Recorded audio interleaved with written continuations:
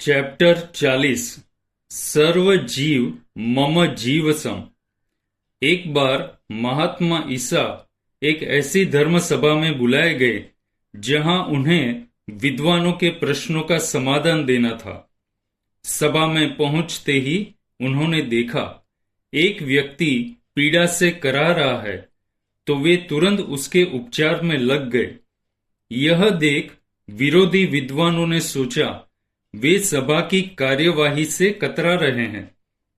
एक विद्वान ने उपहासपूर्ण स्वर में कहा, ईसा, तुम शास्त्रार्थ करने आए हो, इस मुख्य कार्य को छोड़कर यह हकीमी क्यों कर रहे हो? ईसा ने शांत भाव से कहा, जिसके पास एक ही भेड़ है और वह कुएं में गिर जाए तो क्या वह व्यक्ति सारे काम छोड़कर उसे निकालने में नहीं लगेगा? यह शास्त्रार्थ और व्याख्यान मेरा उपकार्य है, मगर मेरा मुख्य कार्य पीड़ितों की सेवा करना है। क्योंकि उसकी पीड़ा मेरी पीड़ा है, मैं उसे अपने जैसा ही देखता हूं। समस्त शास्त्रों का सार यही है। आज की धर्मसभा का सच्चा शास्त्रार्थ एवं परम व्याख्यान यही है। साइलेंट मैसेज यह है, सभी जीव जीना चाहते हैं, सबको सुख प्रिय है, अतः सर्व जीव मम जीव सम, इस तथ्य को अपने जीवन में प्रमुखता दो। जीवन और अहिंसा एक दूजे के संग तन्मय है।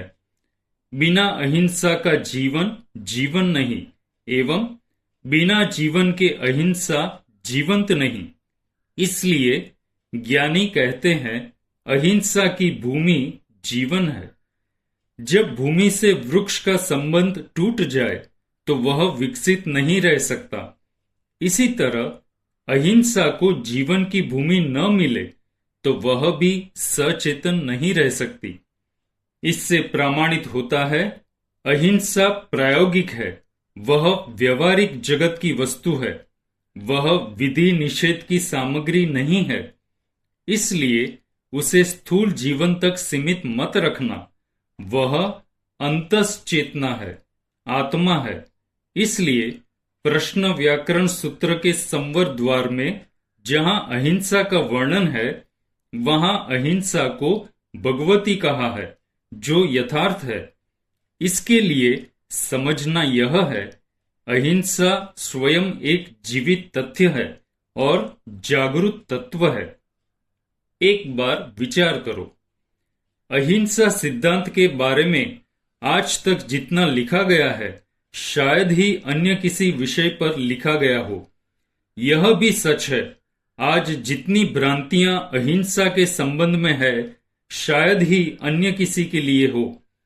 इसी से विदित होता है, अधुना मानव अहिंसा के मर्म से बेखबर है।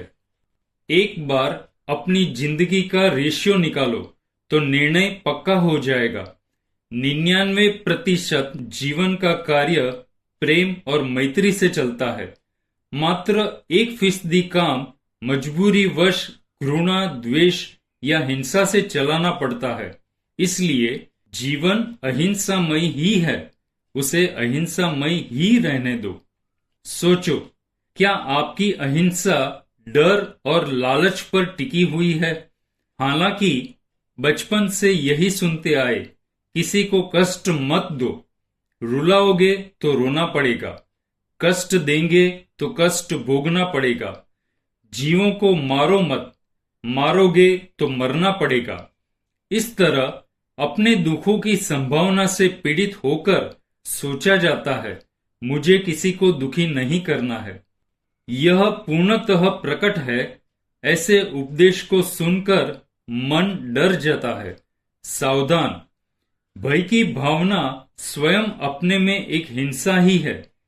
भय की स्थिति में अहिंसा प्रकाशमान दिखती है तो मनुष्य संतुष्ट हो जाता है। यह मत भूलना, करुणा और शांति के समुद्र में चित्त की कठोरता, हृदय की क्रूरता और दीर्घकालीन दुष्कृत्यों का नमक स्वतः विलीन हो जाता है।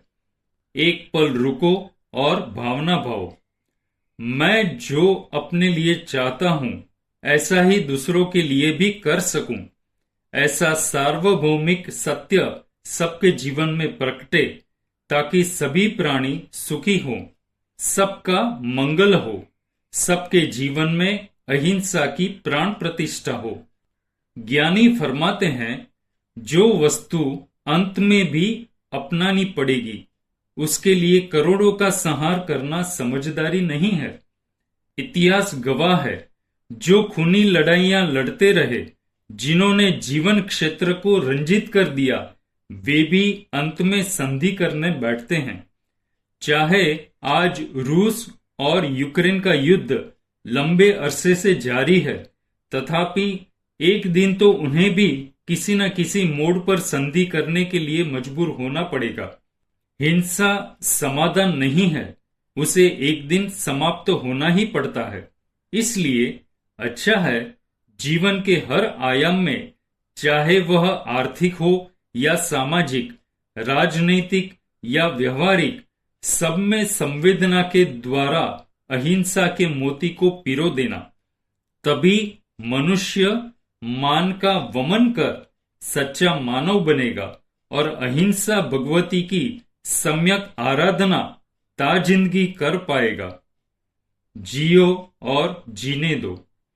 अपने वात्सल्य भाव को इतना विराट कर दो ताकि अंदर में हिंसक वृत्ति को स्थान ही नहीं मिले।